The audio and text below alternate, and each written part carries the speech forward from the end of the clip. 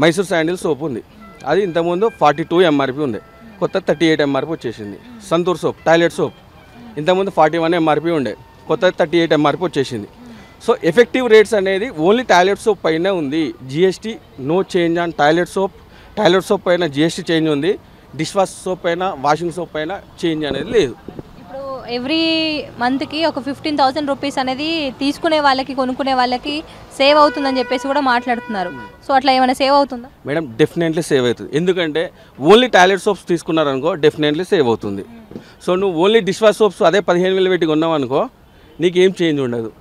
నువ్వు only 15,000 washing soaps కొన్నావు అనుకో నో చేంజ్.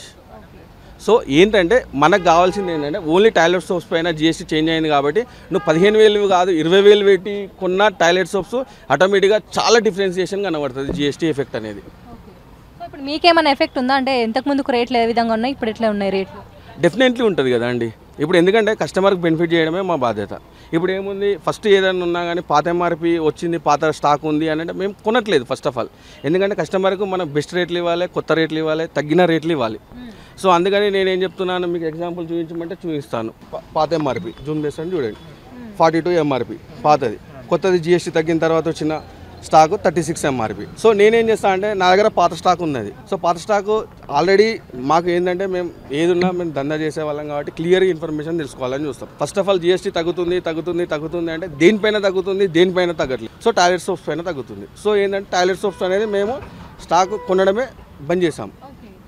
ఆల్మోస్ట్ ఆల్ మేము బంద్ చేసినాం అనుకో వాళ్ళు ఏం చేస్తారంటే కొత్తది తీసుకురావాలి. సో ఆల్మోస్ట్ ఆల్ 22 సెకండ్కు జిఎస్టీ ఎఫెక్ట్ అయింది. ఈరోజు ఎన్నో తారీఖు 7th. సో నాకేంటంటే ఫస్ట్ వరకు కొత్త స్టాక్ వచ్చేసింది. ఓ 1 వీక్ అనేది కామన్గా నడుస్తుంటుంది. ఎందుకంటే కోవిడ్ 3 months ఉంటేనే 3 months మనం స్టాక్ అందియగలిగినాం. అలాంటిది ఇప్పుడు అనేది నడుస్తుంటుంది. కాబట్టి ఇంకా దానికంటే కూడా ఫాస్ట్గా కూడా కంపెనీ వాళ్ళు కొత్త స్టాక్ ఇవ్వడానికి ట్రై చేస్తున్నారు, కొత్త స్టాక్ ఇస్తున్నారు. మీకేమైనా ఎఫెక్ట్ ఉందా ఇట్లా షాప్స్ పెట్టి రన్ చేసే వాళ్ళకి?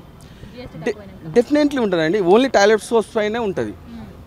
ఇప్పుడు ఎగ్జాంపుల్ చెప్తున్నా, ఇప్పుడు ఒక 100 సోప్స్ తీసుకున్నారు, పాతది 42 సోప్స్ తీసుకున్నారు. 100 సోప్స్ అంటే ఎంత, 4,200 రూపీస్. ఇప్పుడు అదే ఎంఆర్పీలో కొత్తది తీసుకుంటే ఎంత, 3,600. అంటే 800 డిఫరెన్స్ వచ్చినట్టే కదా కస్టమర్కి. నాకు నష్టం ఏం లేదు. నాకు ఎప్పుడు పెట్టినా నాకు అదే మార్జిన్, 1% మార్జిన్. ఎగ్జాంపుల్ ఎంఆర్పీ ఎంత ఉండని నా మార్జిన్కి అదే 1%. సో ఏంటంటే నాకు ఇన్వెస్ట్మెంట్ తగ్గుతుంది. ఫస్ట్ థింగ్ నాకు ఇన్వెస్ట్మెంట్ తగ్గుతుంది, కస్టమర్కు కూడా ఇన్వెస్ట్మెంట్ తగ్గుతుంది. ఇప్పుడు